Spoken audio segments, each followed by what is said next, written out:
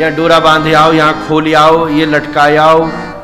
बताओ, लोग मर्सिडीज खरीदते हैं और नींबू मिर्ची लटका देते हैं। अब नींबू मिर्ची से ही अगर एक्सीडेंट नहीं होते तो फिर तो जाके कारगिल के बॉर्डर पे लगाए आओ नींबू मिर्ची, इससे होता हो तो कुछ समझ।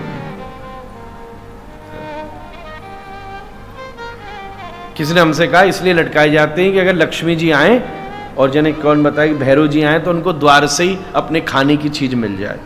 वाह, लक्ष्मी जी आएंगी तो क्या द्वार से उनको मिर्ची और नींबू खिला के भेजोगे? सोच लक्ष्मी जी आएंगी तो तुम्हारा मन करेगा द्वार से चली जाए, मंदिर बुलाओ, बिठाओ, मौज सेवा करो महाराज। और मेरे को तो ना लग रहा कि नींबू मिर्ची में लटकावे वाले ने कोई ऐसा बहुत बढ़िया काम किया होगा जो लक्ष्मी वैकुंठ छोड़ के तेरे घर आ रही है महाराज। और जिनने कोई ठीक काम नहीं किया ना, वही नींबू मिर्ची लटकाते हैं। जिनके जीवन में सत्यता है ना, वो ऐसी चीजों में नहीं फंसते महाराज।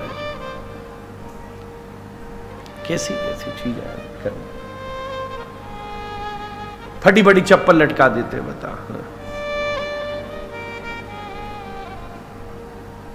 कई जगह हमने देखा वो घोड़े के खुर का वो क्या होता है, वो लगा देते हैं, शनिचर नहीं आएगा। बता,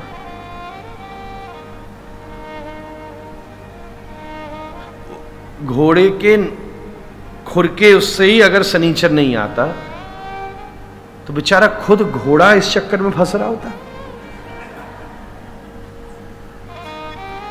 जो खुद बेचारा वजन ढो ढो के मर गया। आदमी बिठा रहा अपनी पीठ पर, घास खा रहा बेचारा, सूखी, वो भी मार अलग खा रहा। देखो घोड़ा आ गया। हे शनिदेव, हम तो कथा कर रहे हैं तो तुम्हारा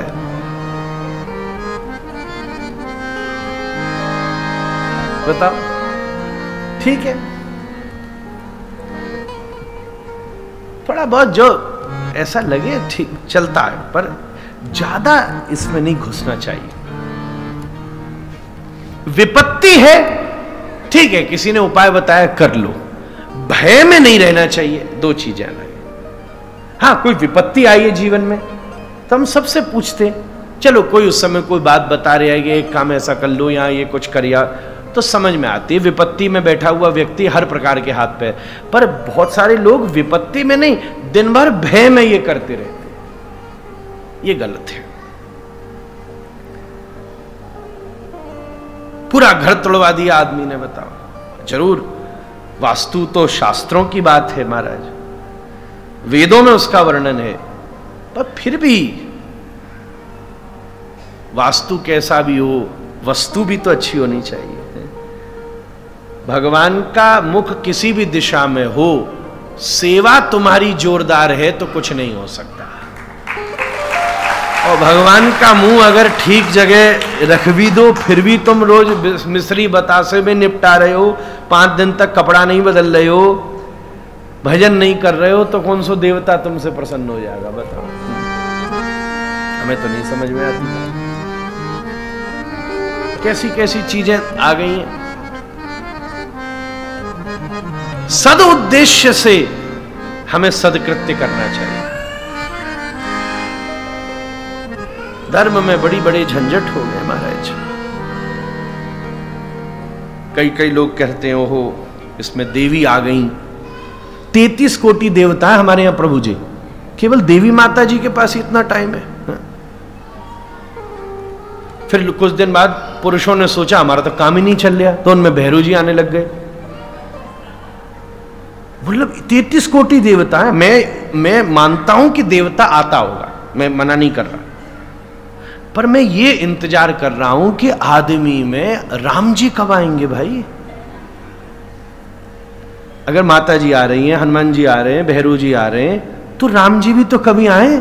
राम जी जैसा व्रत, ऐसा मर्यादा, ऐसा नियम, ये तो हम खोज कर रहे, कथा कर करके गला खराब कर लिया हमने।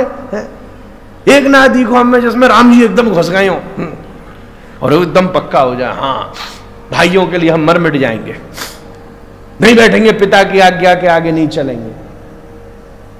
अपनी पत्नी की रक्षा के लिए राम जी ने पुल का निर्माण कर दिया। बताओ ऐसा कोई कहां आ रहा, हमें तो एक ना ही दिखो महाराज। अब हम क्या ज्यादा बोले महाराज। इन सब चीज का सबने अपने अपने हिसाब से मामला बना रखा है। ये सब झंझट में मत फंसा कीजिए महाराज।